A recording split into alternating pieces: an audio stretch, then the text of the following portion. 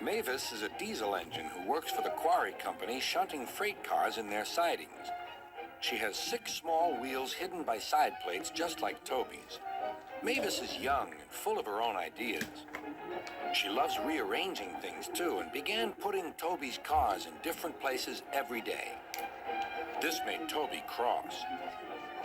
Freight cars, he grumbled, should be where you want them when you want them. Fiddlesticks, said Mavis and flounced away. At last, Toby lost patience. I can't waste time playing hunt the cars with you. Take them yourself. Mavis was pleased. Taking cars made her feel important.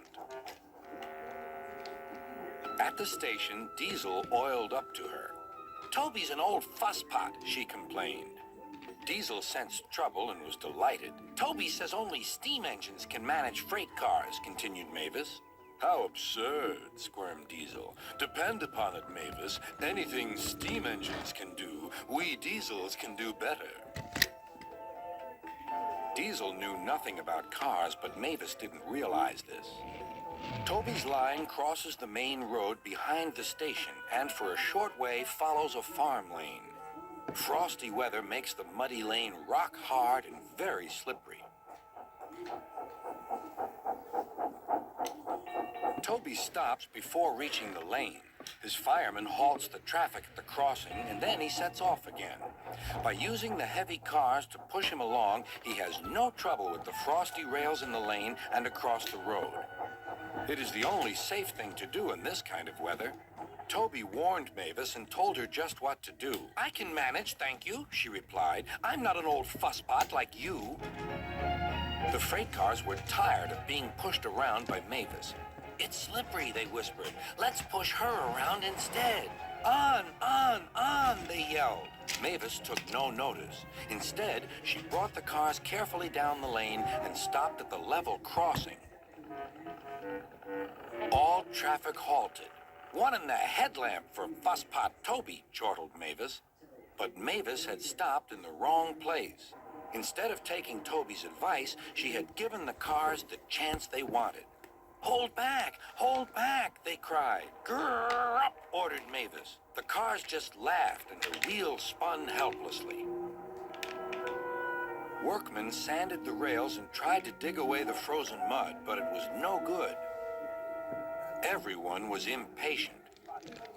Grrr, wailed Mavis. Toby was in the yard when he heard the news.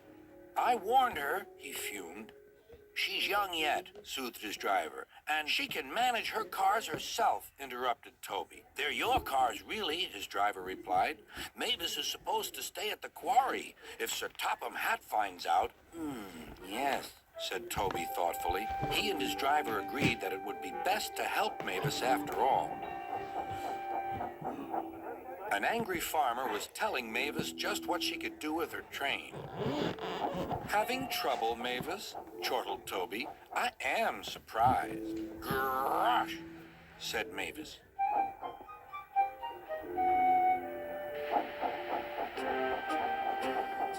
With much puffing and wheel slip, Toby pushed Mavis and the freight cars back. The hard work made his fire burn fiercely, and his firemen spread hot cinders to melt the frozen mud.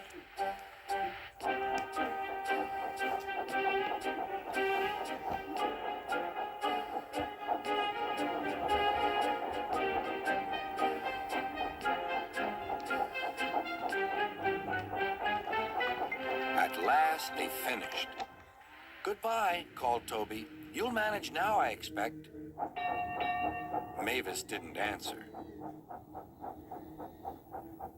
She took the cars to the sheds and scuttled home to the quarry as quickly as she could.